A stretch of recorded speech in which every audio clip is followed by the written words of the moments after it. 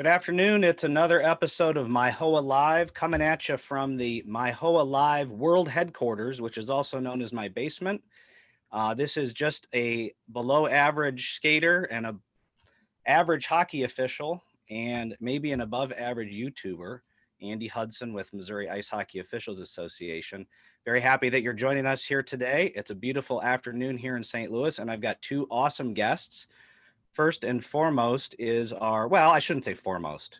First and least most is our guest host, Joe Sullivan. And we also have our special guest today, which is the Director of Officiating for the National Collegiate Hockey Conference, Don Adam. Guys, are you there? Hey, Andy. Hey, what's up, fellas? Hey, Andy. Thanks for having us. Thank you. Thank you. Joe, you were the first guest that we had on this little series. And a lot of people don't know that I think I called you on a Monday and you did it on a Tuesday. So I had open availability. Yes. Well, you know, my favorite thing about you, Sully, is I ask you to do something and you say yes. It's a redeeming quality. Yeah. My wife and you have something in common. So, okay. Anyway, so Sully, you are going to be our guest host today, which means I can sit back and and have a cold beverage while you guys do this. So I'm going to turn it over to you, and I'm going to come back in a little bit every once in a while just to bug you a little bit, but have at it. Well, appreciate it, Andy. And so we're here today with Don Adam, who's Director of Officiating for the National Collegiate Hockey Conference. Don has over 40 years experience in ice hockey officiating, both on the ice and off the ice in management roles. Thanks for joining us today, Don. Good to be here, Sully. Well, I mean, I'm not going to waste a lot of time. I'm sure everybody would love to hear your story. So can you give us a rundown of how you got your start? What year was it? Now today things are a little bit more defined as far as a development parameter. What did your coming up in officiating look like? Well, I can tell you it looked a lot different than it does today. And I don't really want to mention the year that I started because that number is a little bit bigger than I want it to be. But I was 12 years old when I started. Hockey wasn't that big in Denver at the time. But I was the typical kid looking for money, looking for a part-time job. And it was an opportunity that was promoted. Hey, you're playing hockey. Why don't you start officiating hockey and make a little bit extra money while you're doing it? And I remember when I was 12, we couldn't find any black pants for a referee. And the very first time I went out to referee a game, I was wearing blue Levi corduroy overalls over a sweater that was given to me. And I'll never forget that. But it was the opportunity to make a little bit extra money. I was one of the very few kids that was doing it in the area. And that also provided opportunity for me because I could raise up a little bit and get noticed a little bit quicker. Right.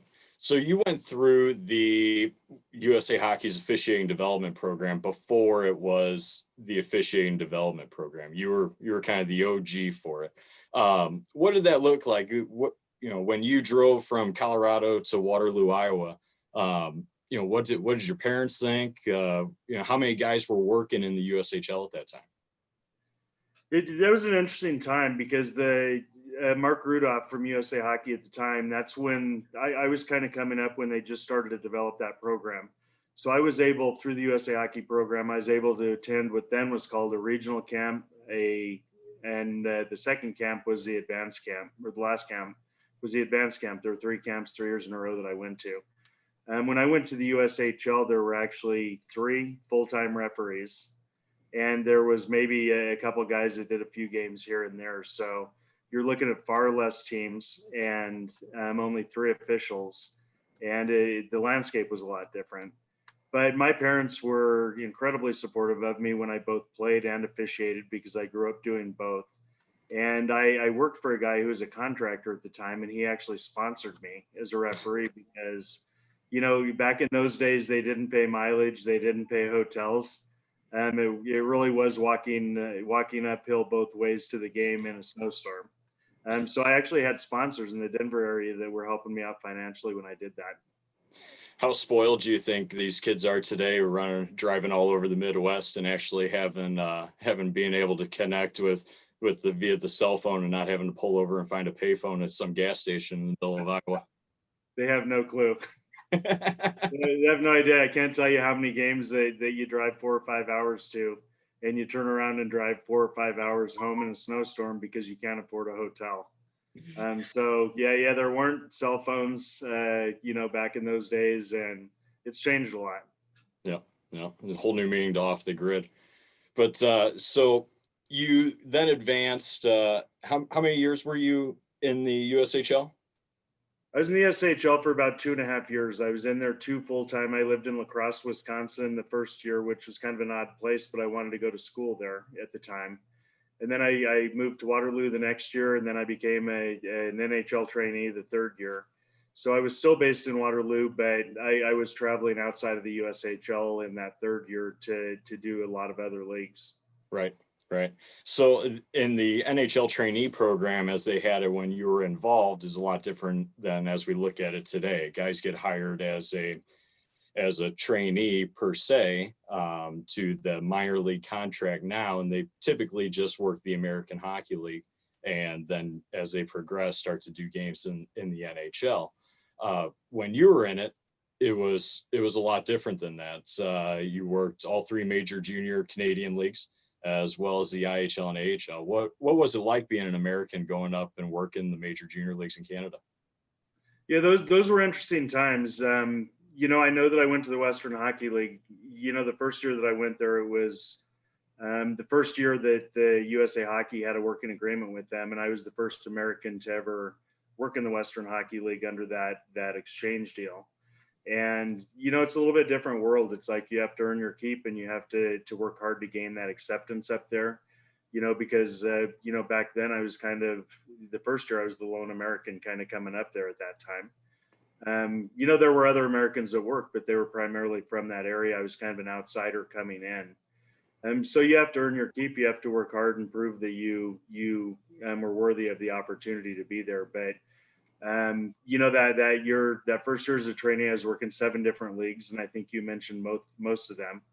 The Quebec League was unbelievable. That was like a different world because it was definitely like a different country when you went up there. And they would assign an interpreter for you. So linesman was an interpreter. And everywhere we went, there was literally no English signs, road signs, restaurants, anything like that. So everywhere we went, I had an interpreter with me the whole time, and I still stay in contact with him. He's a great guy. So it was very unique, and Quebec is where I had the most unique and kind of some funny experiences as well. I guess that would qualify as your first international experience going to. Yeah, actually, it really was. We crossed an international border, and I figured I could lose control of games as well up there as I could in the States. And so this is a time when it was the 3-man referee system. So referees were really on an island, not only travel wise, but also on the ice. You're charged with managing the game, and then going from city to city without a partner. Did you find that? How did you adjust to that type of lifestyle, being alone? First, as you went through junior hockey, you obviously you have your housemates and a closer knit group of people. But then once you moved to pro hockey and really being on an island with all that travel, how was that adjustment period for you professionally? It was interesting because on one hand, there's a little bit of loneliness when you travel by yourself. You do everything alone. My entire pro career was in the 3-man system, so there was a lot of that. But you really do adjust to those types of things. You get used to going to a restaurant by yourself, traveling by yourself, all those types of things. But at the same time, I met a lot of amazing people because of it, because I developed great relationships with linesmen. Back to the Western Hockey League, the first time I went there, I worked with a guy named Troy Sardison, who went on to have an NHL career. But I flew into Regina, Saskatchewan, and it's an airport a little bit bigger than a shoebox. And when I walked out of the plane, there was a big, goofy, kind of farm-looking type kid that was in the airport. And I was standing there looking at him. He was looking at me, and he goes, "You must be Don." And I said, "You're Troy." And off we went. And we've had a great friendship ever since. So you adjust accordingly. You get used to being alone a little bit, but you also get closer to the guys in different areas regionally when you come to town. So It's just, times change. It was a 3-man system. That's what you did. That's what you acclimated to. And in the 4-man system, I think it became a lot more fun because you do have partners to travel with a little bit more. Right. So we're here just for anybody just tuning in. We're here with Don Adam, Director of Officiating for the National Collegiate Hockey Conference.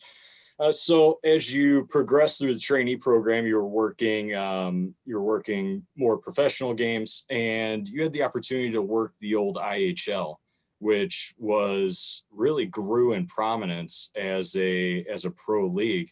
I remember watching some games on ESPN and different things when I was growing up of these IHL games. What did that league do differently where it became, almost like a second variation of the WHA, growing in prominence and almost rivaling the NHL in some markets? Well, it was like every other league. It transitioned over the course of time. And when I was working there, it kind of rose in prominence to the best level that it had ever been. And while I was there, it was very equivalent to the American Hockey League. And at times it was actually rated a little bit higher than the American Hockey League. And the reason for that is the players were a little bit older in the IHL, and they were a little bit more mature at that time. So you had the American League that was younger players, extremely fast and extremely good hockey. The IHL had a little bit older, more mature, more seasoned veteran type players. And the quality of the play just continued to rise and rise and rise. The second aspect of that is you had more IHL players that were considered up and down players, where maybe they were playing 50 or 40 games in the NHL, and then they would be down the rest of the time. But it was kind of that yo-yo effect where they were up and then they were down, they were up and then they were down. Well, and the IHL players started to transition because they started to sign players to full-time IHL contracts. So some of these players that had their taste of the NHL, they had their fill of the up and down, all the travel, leaving home on short notice. And a lot of these guys were opting to just sign with an IHL team and spend their full season in the IHL and minimize their travel and that sort of thing. So it was incredibly good hockey. And there were a couple of years where we had a couple IHL teams that could have competed at the NHL on the lower end. Really quality hockey. That's awesome. Andy, do we have a couple of questions coming in? No questions yet. Dan O'Very is tuning in. He's a longtime listener, longtime viewer. Is that how it works, or something like that? But if you don't mind me interjecting here, because you talk about the IHL, right, Don? And was this the Grizzlies? Well, I was in the IHL. I was in the NHL or the IHL prior to the Grizzlies. Okay. And then I did work as a linesman. Ironically, I hadn't been a linesman for about 7 years, and I worked the lines when the Denver Grizzlies came in for that one season. Okay. Well, Joe, Sully, if you don't mind me, maybe we could do a quick unexpected rapid fire round here with Don, since there's a little segue here with the IHL. Well, I know it's one of your favorite segments. So yeah. So Don, this is unexpected. We just fire off questions. It's kind of like Jimmy Kimmel or whatever. It's obviously not quite as many viewers. So just let's see what you got here. Okay. And the theme of this rapid fire round is actually Colorado hockey. So you should have some pretty good chances here. So are you ready? Should I be afraid right now? What's that? Should I be afraid right now? Probably. Okay, here we go. Just pretend like you're reffing an Olympics game. You'll be fine. Composure. All right. First NHL team in Colorado. Colorado Rockies. Okay, good. And they were formerly the Kansas City Scouts. Very good. And then they became the New Jersey Devils. Very good. Okay. See, it's not that hard. Okay. We don't like New Jersey because they took our team. So. Yeah. Okay. But here's the segue. The first IHL team in Colorado. Ooh. You want to say Denver Rangers? No, the Denver Mavericks. And fun fact, it was 1959. They only played 18 games because halfway through the season they moved to Minneapolis and became the Minneapolis Millers. So 1959. Okay, I've heard of the Minneapolis Millers. I wasn't familiar with the other. Okay, Denver Mavericks. Okay. What's the furthest north rink in Colorado? Furthest north rink. I'm going to say the Epic Center in Fort Collins. Very good. And I spent a lot of hours there. Okay. I messed up a lot of games on that ice. Okay. How many NCAA championships does the University of Denver have? Oh, you're really putting me on the spot here. I'm going to say 9. Close. Eight. Very good. Their first one was 58. Their last one was 2017. Of course, that was when they were in the NCHC, right? In 17. So, Yep. Sully, did you work that championship game? 17? No. Okay. All right. All right. Now we have a few fun ones. Then I'll get back to Sully. What 3 fellow Colorado hockey officials would make up your dream 4-man crew? Dude, that's interesting. If you remember Rick Malesko, Oh, yeah. Rick Malesko would have to be out there. You have to throw out a John Grant and a Tommy Chmielewski because of their success in their youth. I used to work with a guy when I was growing up, a guy by the name of Mark LaChapelle, and he was a Canadian at the time. He relocated to Denver. He worked for a gas and oil company, and he was kind of a mentor to me when I was growing up, and he was very active in the local referee association here. So I would have to throw him in the mix because I owe a lot to him when I was growing up. Okay, well, that's a 5-man crew, but that's okay. Yeah, more eyes on the ice. Okay.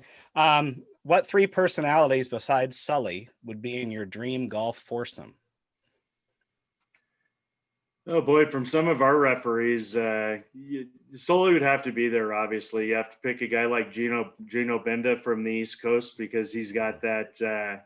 You can't understand him speak all the time because of that East Coast language that they speak. But a very, very flamboyant guy and loud and funny and a lot of fun. A couple other personalities. I'm trying to think. Yeah, I am on the spot right now. Okay. So there are a lot of guys out there that I could probably name, but I'm just going to go with Gino Benda and Joe Sullivan for right now. Okay. All right. We could put Tiger Woods in there for your 4th or something. Just some dude named Tiger. You like that in there? All right. Here's the last question. If you get this right, you get bonus points. What famous Colorado folk singer sang the national anthem at the Sertich Ice Arena in Colorado Springs for the Pikes Peak Invitational opening ceremonies in 1989? I have no idea. Famous Colorado folk singer. You can throw John Denver out there. You got it, John Denver. So yeah. And fun fact, I was playing midgets in that tournament. That's why I know the answer to that, because my mom was in the stands, and when he came out and sang the national anthem, she was crying her head off because she just loved John Denver. And the way the story goes is the Pikes Peak Invitational wouldn't take any local, like Colorado teams that weren't from Colorado Springs. And the only way that he got his team from Vail or Aspen in was if he sang the national anthem. That's a good story. I didn't know folk singing was going to be a part of this today, but that's okay. Well, yeah, it's featured in most of our episodes because it's such an important part of life. All right, Sully, back to you. Good job, Don. Thanks, Andy. Right. So not only did you have a lot of success coming up through junior hockey and then reaching the highest levels of professional hockey, but you also had a ton of success internationally as well. When you were coming up, what was that process like? 1, getting your foot in the door into the international game, and 2, do you remember what your first international trip was besides that trip to Quebec? Yeah, actually, it was a little bit different back then, where they tried to integrate the international officiating with the professional progression. So they liked that you would grow as an official and with whatever experience you had, but certainly professional hockey. But you could do both at the same time, and I was very fortunate for that.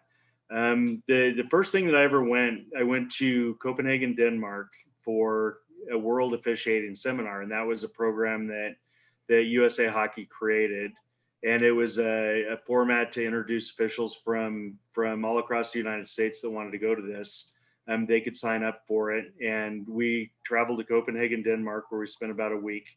And some officials, if you were just a little bit more experienced or whatever, you had the opportunity to officiate some upper level games. And one of the first pro international games that I ever worked, I took a ferry from Copenhagen, Denmark to Malmo, Sweden, and I officiated a second level professional game in Sweden. And then I refereed a couple professional games in Copenhagen as well, in their professional league. And that was my introduction to international hockey. And then I was fortunate in that some opportunities followed that afterwards. That's awesome. That's got to be a huge fish out of water experience. Luckily, I'm sure the language barrier wasn't that bad as you in Denmark. But Sweden, I'm sure that that was an eye-opening experience. You had the opportunity to work the 92 Olympics in Albertville and the 98 Olympics in Nagano. A lot of professional athletes, they talk about the first time that they go to the Olympics and they have that realization moment that they're representing their country, and they're filled with, the pride that comes with that. As an official, did you get that same type of feeling? Did you have that moment, or was it just another high level assignment for you? Yeah, I think the first time in international hockey, number one, Albertville, France was an absolutely beautiful place to be.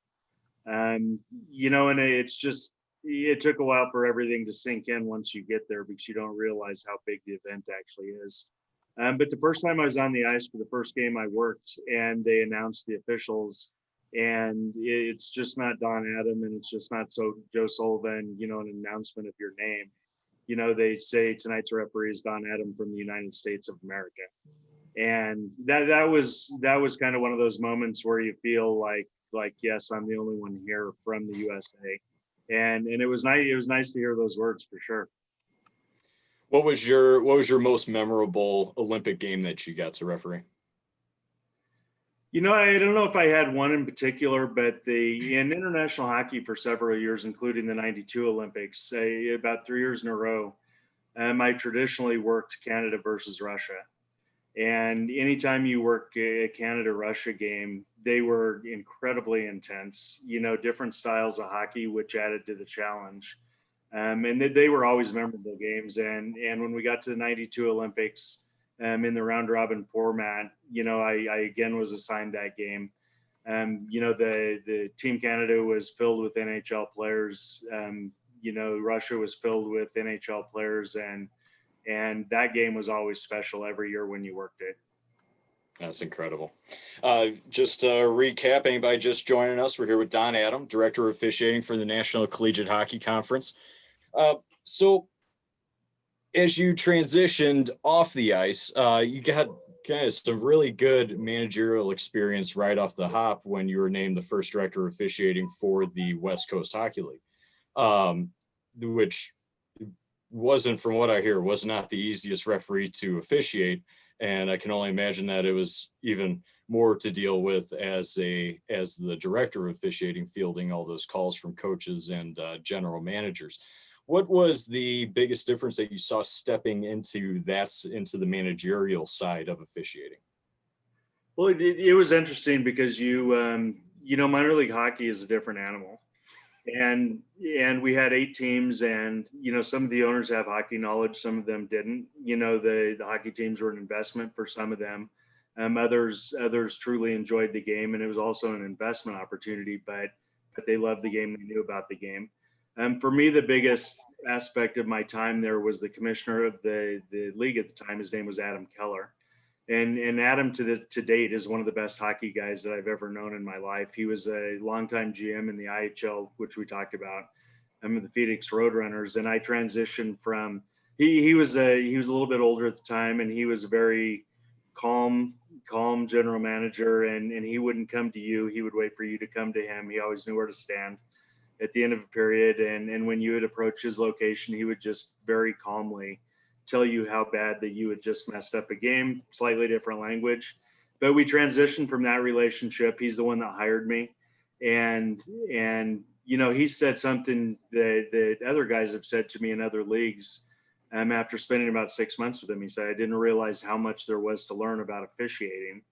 And an interesting transition happened. He was very close with the coaches when I first started, and by the end of the first season, he only wanted to go out with officials after the game, because he said he didn't realize how good the people were. But you're learning about a different level of hockey. You're learning about different dynamics of managing a staff.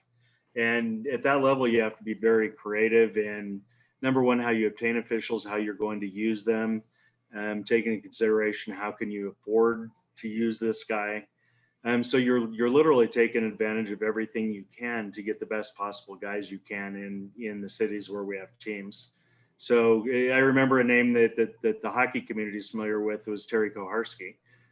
He was living on the East Coast at the time, but because he had flight benefits, we were able to put together officiating packages for him, if you will.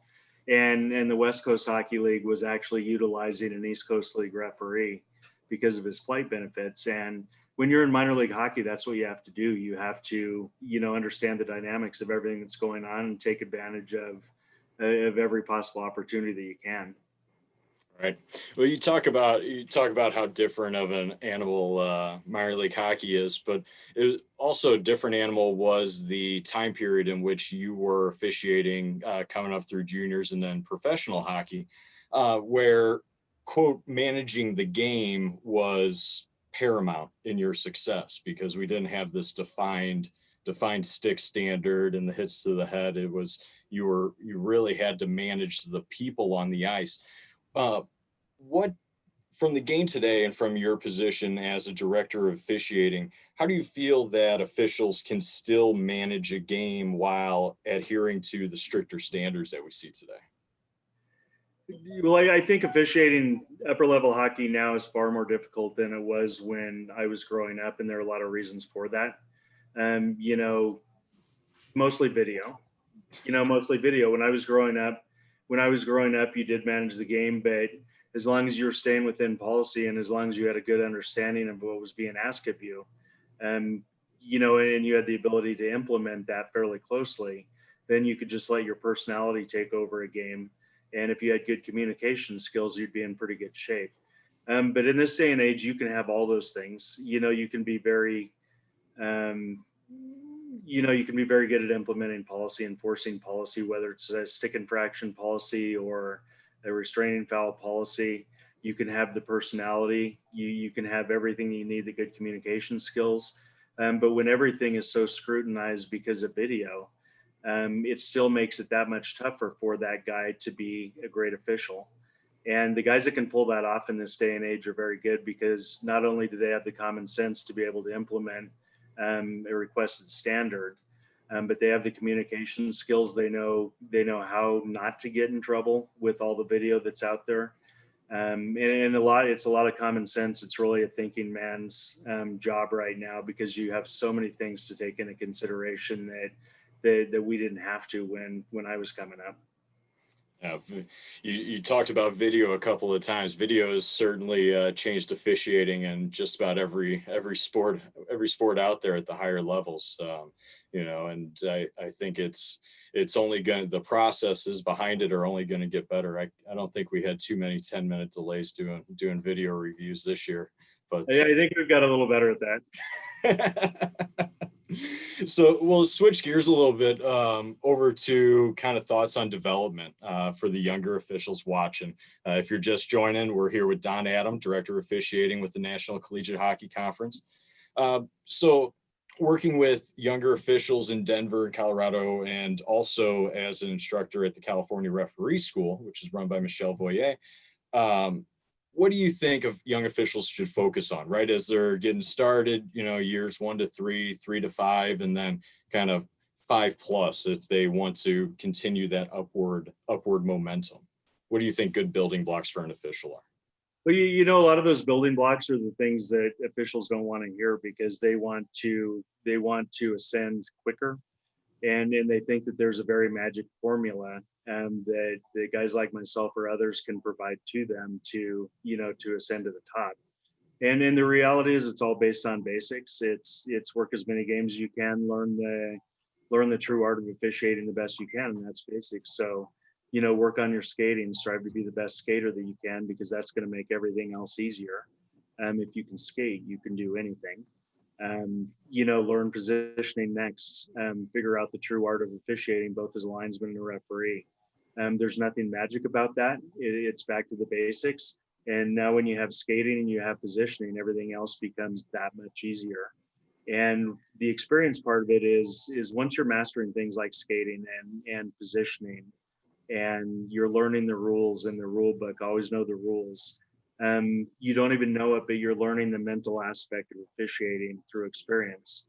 So when you're taking as many games as you can, doesn't matter if it's a Pee Wee game or a sport game or a high school or men's hockey game, you're always working with partners. And if you're taking a lot of games working with older officials, you don't even know that it's happening, but you're actually gaining experience. You're improving your mentality for the game and for officiating. So again, there's not a magic formula. It's back to the basics. And the first thing is skating. If you learn to skate and you learn to skate well, your opportunities could be limitless because of that. When you learn the other basics, positioning, you learn the rule book. The rest of that stuff is going to come naturally. But probably the best advice that I've ever given, and I give consistently to younger officials. I use a little bit different language than I'm going to right now, but that advice is keep your ears open and keep your mouth shut. The less you're talking, the more you're listening, the more you're learning.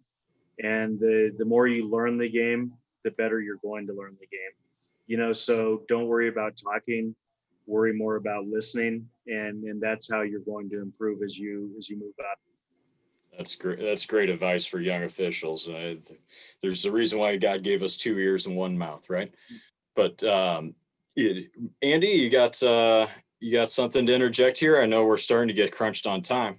Yeah, no, it's just going great. This is my favorite part of the conversation so far because it has to do with developing young officials, and man, is it a lot different than when we were all young, all three of us, I'm sure, with the scrutiny. But thanks for Don. Thanks for expressing what we all think is to make sure to get these young officials as much experience as they can, and nobody's owed anything, right? You have to earn your keep, and even if that means that you got to go out there and skate that 7 a.m. squirt game, you better skate your face off, or skate your legs off, so to speak, because you never know who's watching. Yeah, and I think the mindset's very important for young officials, because you mentioned the 7 a.m. game. I'd mentioned a couple different levels of hockey, whether it be Pee Wee hockey or men's hockey game. I think mentality is very important, and you see the people that achieve, higher levels, and it doesn't matter if you're moving from Pee Wee and now you're working a midget AAA game. There are people that have learned along the way, but those people have probably taken every game that they work very seriously. So if you're working a Pee Wee game on a 7 a.m. time slot, do the best job that you can, at that 7 a.m. hour. You might be tired, whatever, but don't brush anything off. Don't brush off those basics that I talked about. And it's Pee Wee game. Do the best job that you can in that Pee Wee game. And if you find yourself working a men's hockey game, maybe an O-check game on the next night at 10 p.m., you still have the same responsibilities. Do the best job that you can in that game. And the idea is to keep learning, every single game that you work. And you can learn something either from the game itself. You can learn something from a communication standpoint, an interaction that you had with somebody. That could come from an 8-year-old kid, or it could come from a 35-year-old man. Or you're going to learn things from your partners just through conversation. So take every game that you work serious. Don't feel like you're above that level that you're working. And those guys who are kind of unassuming, that are proud to work at each and every level, they're the guys that find themselves rising up. That's great. Great advice. And maybe I just have one more comment, Joe, and then I'll throw it back to you for maybe one last question. As we were talking here, Don, I received a text from somebody that you and I both know, and he says he wants to be in your foursome. And maybe I don't know if it's on the ice or on the golf course, but it's the one and only Chris Schucke. Schucke, I'll take Schucke can be in my foursome. Okay. Yeah, so here to be in his foursome. How's that? So he must be watching, and he also says that you were the best power skating instructor ever. Does he owe you something? I'll have to talk to him about that when we get on the course. There you go. But I do appreciate the compliment, though. He's trying to get a few strokes from you. No, I need strokes. Believe me, Schucke knows his way around the golf course. Okay. All right. Back to you, Sully, for maybe one last question. Okay. All right. Well, I'll be a little greedy, and it'll be two questions, but I know That's fine. got to get on shift tonight. So I want to shift over to the professional careers and how officiating can benefit older officials with their career skills. I always found it fascinating that a number of officials, especially ones that I worked with coming up and at the higher levels, so many of them found a career in law enforcement and other first responder roles. Do you think there's a correlation between those jobs, or is it more along the lines of the type of individual that's drawn to officiating is also drawn to law enforcement or being an EMT or a firefighter? I think part of it's coincidence and part of it is based on personality traits, but there's a definite parallel between the two careers. For me, it just happened that I grew up in hockey and officiating. That's what I started first.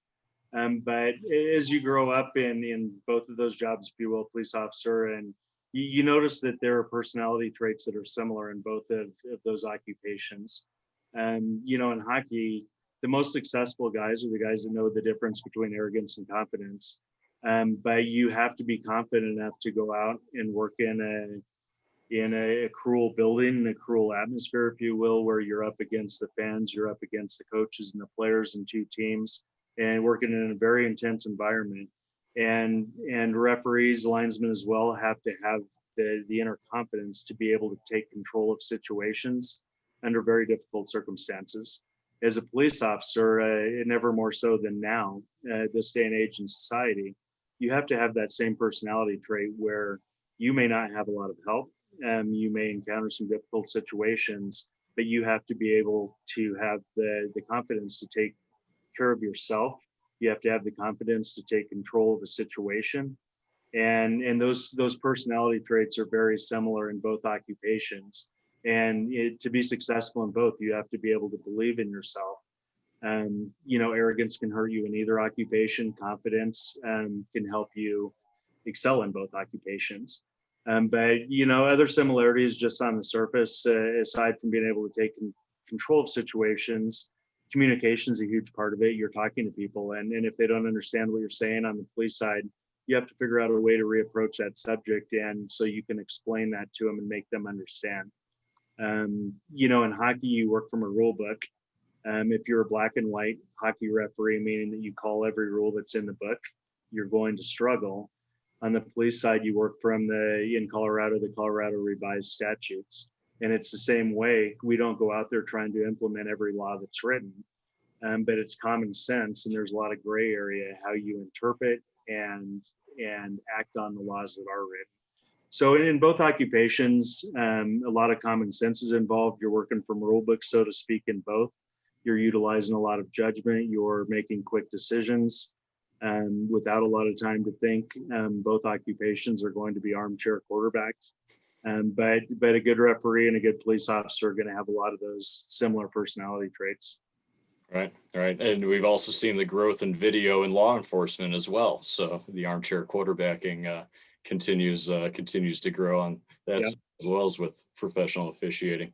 But the last one, it's a shameless plug. Our group from the NCHC, we are involved with the annual Movember Foundation fundraiser. And since 2013, we've been able to raise over $100,000 for the Movember Foundation. As director of officiating, you've been a big part in driving that effort and keeping us engaged, and of course letting El Diablo make an appearance every year. But a main focus of the Movember Foundation and where what we really try to put at the front is the mental health awareness. Can you speak a little to the reason why that area has become a focus of our attention, and why you believe it's so important to get there out in the open? Well, that's important to me. And I remember when we first started the Movember movement, the first year, you really implemented this as a type of team building skill, and let's get our staff involved. And we had 7 people involved. And now, as you mentioned, we've had great success, and we include almost our entire staff now. The mental illness thing is something close to me, not because I have somebody in my family that there's some type of story there or anything like that. It's more work driven as a police officer because our society has more mental illness in it than we ever have before. And it's a very difficult area because there's so many people in society that are suffering from different things, whether it's anxiety or depression or a host of other things. And we have a shortage of mental health care workers. We struggle in that area. We have very limited healthcare facilities as it applies to mental disabilities and struggles. So there are a lot of people out there that are struggling or suffering that you may not even necessarily know is happening. In my occupation, we deal with a lot of those people when they've hit rock bottom and maybe they've broken to a degree. So that cause is good to me because it needs to be more exposed. People need to understand that they can reach out to help for help in that area. And that as a society, we need to embrace that and actually work on getting better funding for mental health and awareness. And we need more facilities. So when you do need help, that can be made available. And Movember is very big into that aspect of their fundraising and assistance. So, that's why that's close to me. That's awesome. Well, I know we're getting up on it, and you got to start your night shift here soon. So we appreciate you. We appreciate you joining the MIHOA Live podcast, and hopefully I get to see you in the rink soon. Hope you enjoy the rest of the summer and stay safe on the streets. I appreciate it, Sully, and Andy. Thank you for having me. You kind of shut me down on a couple of those questions. I felt pressure from the foursome question.